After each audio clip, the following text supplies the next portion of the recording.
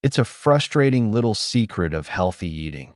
You can do everything right, preparing a beautiful plate of steamed broccoli, only to lose out on its most powerful protective compound before you even take a bite. The very act of cooking, meant to make our food safe and delicious, can inadvertently switch off one of nature's most potent health benefits. This isn't cause for alarm, but it is an opportunity for wisdom. What if a simple 10-second step, using a common condiment you already have in your refrigerator, could turn that benefit right back on? Today, we are going to explore the remarkable science behind this process. I'll show you precisely why that sprinkle of mustard on your cooked broccoli isn't just for flavor, but for reactivating a profound biological pathway that supports your joints, your cellular defenses, and your overall resilience as you age. This is a gentle, food-based strategy grounded in fascinating science that you can put into practice in your kitchen tonight. I'm Dr. Daniel Bennett, and on this channel, we explore the science of healthy aging with clear, practical steps you can trust. Our goal is to empower you with knowledge, not to overwhelm you with warnings. If you believe that understanding how your body works is the first step to caring for it well, I would be honored if you join our community of thoughtful viewers by subscribing. We learn so much from your experiences in the comments below. Let's begin with the star of our show, a unique compound called sulforaphane. You may have heard of it. It's one of the most heavily researched plant compounds of the last few decades, and for good reason. Broccoli and its cruciferous cousins, like cauliflower, kale, and Brussels sprouts, don't actually contain sulforaphane. Instead, they contain the ingredients to make it. Think of it like a two-part epoxy glue. You have the resin in one tube and the hardener in another. They are stable and inert on their own. But when you mix them, a chemical reaction occurs, and you create a powerful adhesive. Inside a broccoli floret, nature has done something similar. It stores an ingredient called glucoraphanin in one part of its cells, and an enzyme called myrosinase in a completely separate compartment. The plant keeps them apart for a reason. This is its defense mechanism. When an insect bites into the broccoli, or we chop it with a knife, the plant cell walls are ruptured. The two components, glucoraphanin and myrosinase, finally mix. The myrosinase enzyme acts as a catalyst, or a key, that transforms the glucoraphanin into the powerful, health-promoting sulforaphane we want. This is the magic moment. It happens right there on your cutting board. But here is the crucial detail that most people miss. That myrosinase enzyme, the key that unlocks all the benefits, is extremely sensitive to heat. When you steam, boil, or roast your broccoli, the temperature quickly deactivates it. The valuable ingredient, glucoraphanin, is much more stable and survives the cooking process just fine. So, you end up with a plate of cooked broccoli that is full of potential, but lacks the key to unlock it. The epoxy resin is there, but the hardener has been neutralized. The result is that you absorb significantly less sulforaphane. This is where the wisdom of the kitchen comes in to rescue the science. This simple understanding allows us to make one tiny change that restores the entire process. The solution is astonishingly simple. After you cook your broccoli, you reintroduce the missing enzyme from another source. And one of the most potent, accessible sources of a heat-stable myrosinase enzyme is mustard. Plants in the mustard family, which includes broccoli itself, all contain this special enzyme. When you make prepared mustard, the mustard seeds are crushed, mixing their own versions of glucoraphanin and myrosinase. But mustard seeds contain a particularly robust form of the myrosinase enzyme.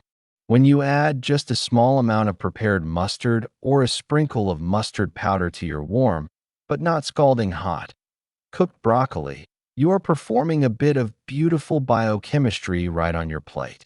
The myrosinase from the mustard gets to work on the abundant glucoraphanin that survive the cooking in your broccoli. It reactivates the conversion process, creating the sulforaphane that your body can then absorb and use. It's like you found a spare key to unlock that treasure chest of health benefits that was otherwise sealed shut by the cooking process. You are, in effect, finishing the broccoli's job for it. The amount you need is very small. We're not talking about slathering your vegetables in mustard, unless you enjoy that. A tiny quarter teaspoon of mustard powder sprinkled over a serving, or a small squeeze of Dijon mustard, is more than enough to provide the enzymatic activity needed. This simple action can multiply the amount of available sulforaphane you get from your meal. Now, why do we go to all this trouble? What does sulforaphane actually do for us, especially as we navigate our 60s, 70s, and beyond? Its benefits are not about miracle cures, but about supporting the body's own elegant systems for maintenance and protection. Let's look at two of the most important ones. First, let's talk about joint comfort. Many of us experience a certain level of morning stiffness or find that our joints are more vocal than they used to be. This is often related to a state of chronic, low-grade inflammation. Inflammation isn't inherently bad. It's a vital healing response. When you sprain an ankle, the swelling and warmth are signs your immune system is rushing resources to the area to repair the damage. The problem in aging is when that inflammatory response doesn't fully switch off.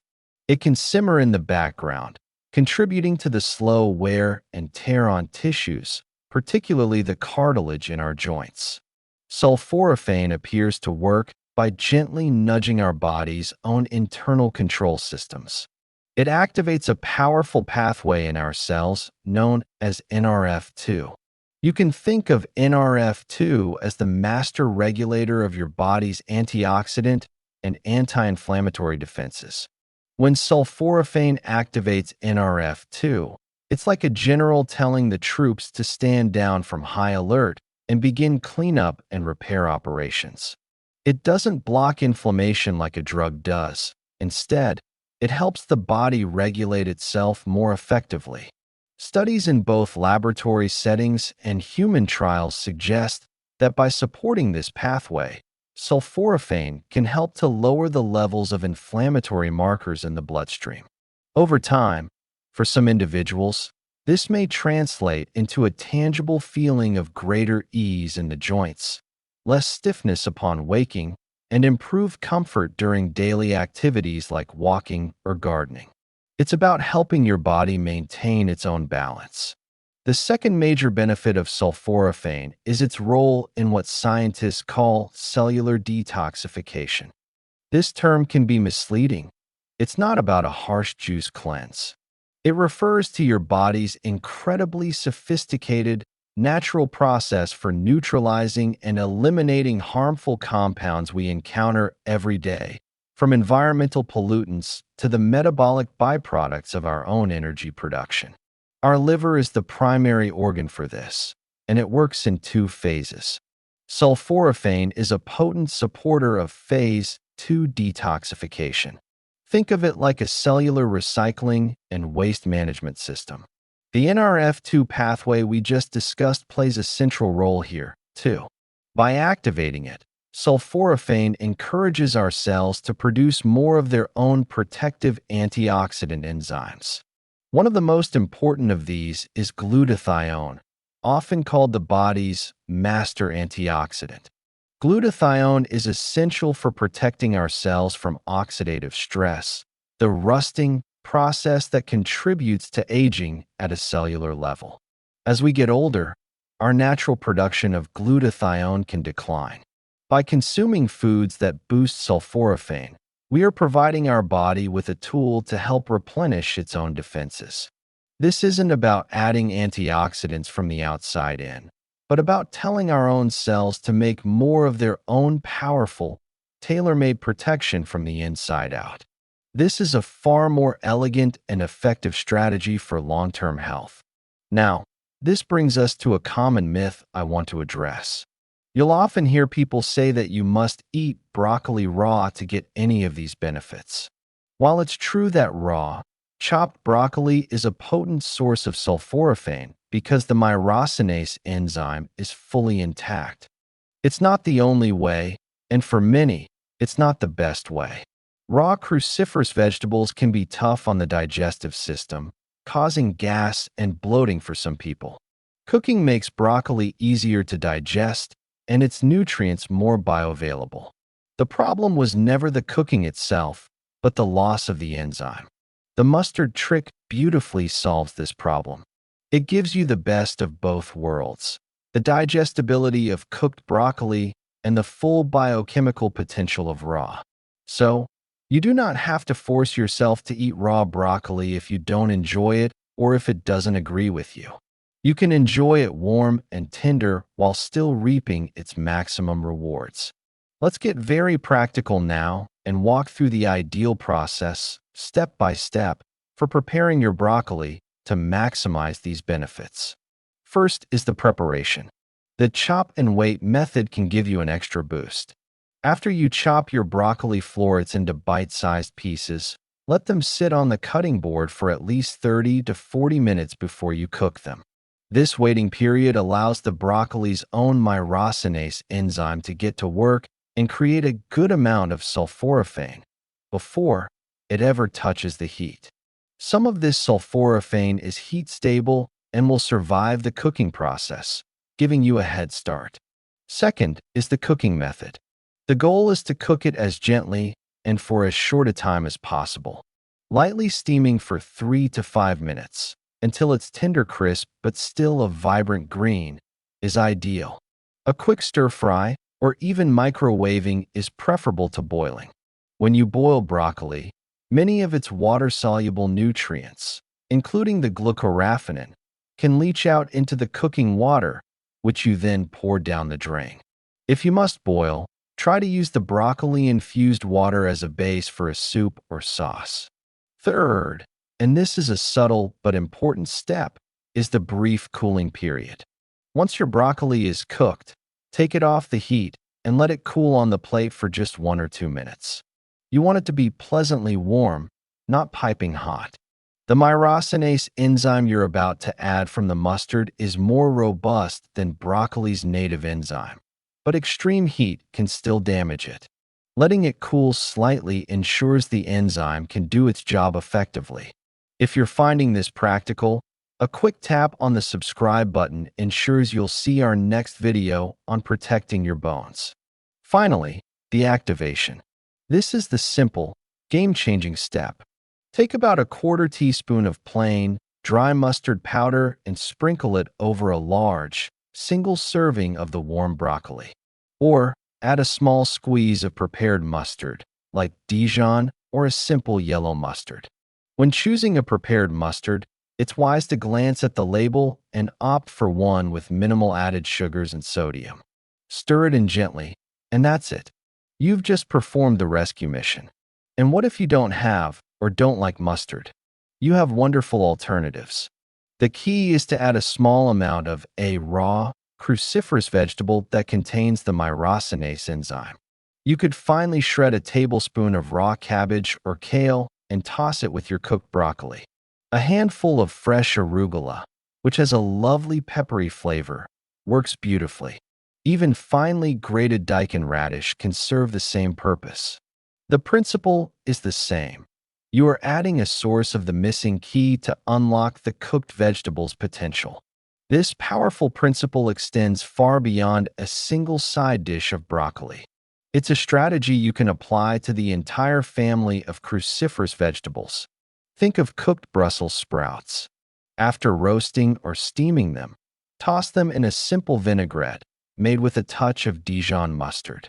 When you make a creamy cauliflower mash, stir in a pinch of mustard powder at the end, just after you take it off the heat.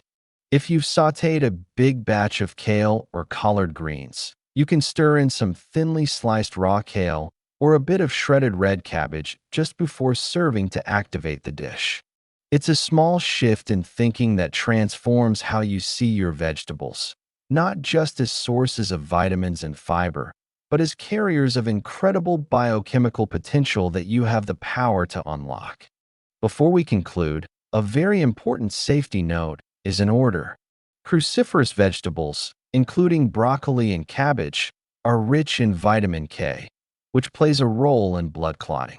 If you are taking a blood-thinning medication like warfarin or Coumadin, it is essential that you maintain a consistent intake of vitamin K. This doesn't mean you must avoid these healthy foods. It means you shouldn't suddenly go from eating no broccoli to eating it every single day. The goal is consistency. As always, any significant or sudden change in your diet should be discussed with your doctor or pharmacist to ensure it doesn't interfere with your medications. For individuals with thyroid conditions, there is sometimes a concern about goitrogens in cruciferous vegetables. It's important to know that cooking these vegetables significantly reduces their goitrogenic effect, which makes the method we've discussed today, using cooked vegetables, a very sensible approach. Again, consistency and a conversation with your healthcare provider are your best tools.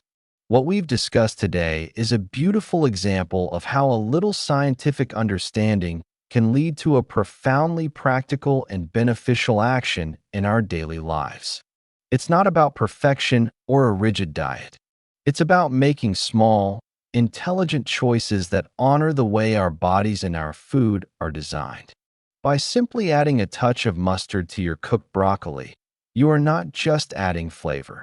You are completing a chemical reaction that allows your body to access one of nature's most powerful protective compounds. You have the power to make your healthy foods work even harder for you.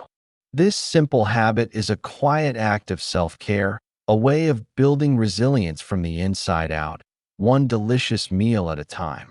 It's a reminder that wisdom in the kitchen can be just as important as the ingredients themselves. I would love to hear from you in the comments below.